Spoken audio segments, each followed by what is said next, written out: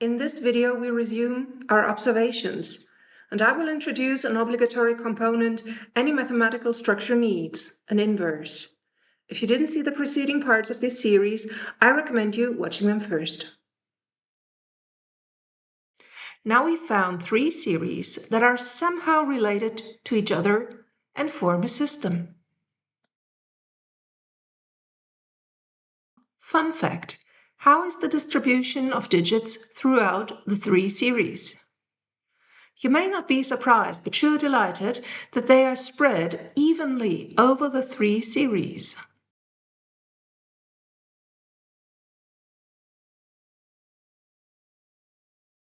Are you ready for the grand finale? Here we go. For this visualization, the height of the columns shows how large the digits are. The zeros are not visible.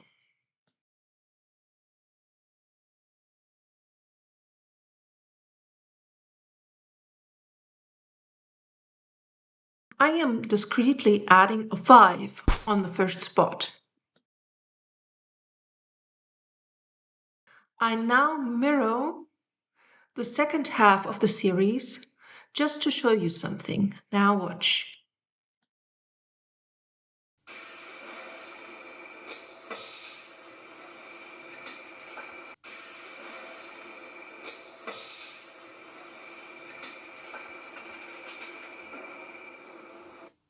Adding the two halves sums up to 0.9. This also works for our second series.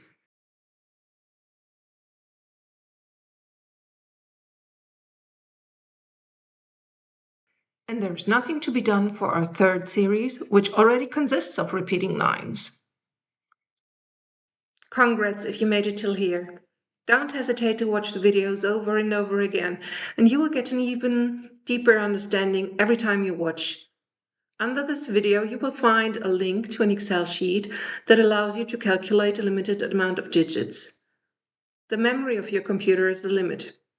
Well, almost. I think it doesn't treat exaggerating large numbers. Like my videos if you like them, tell your friends about it if you're delighted by what you saw.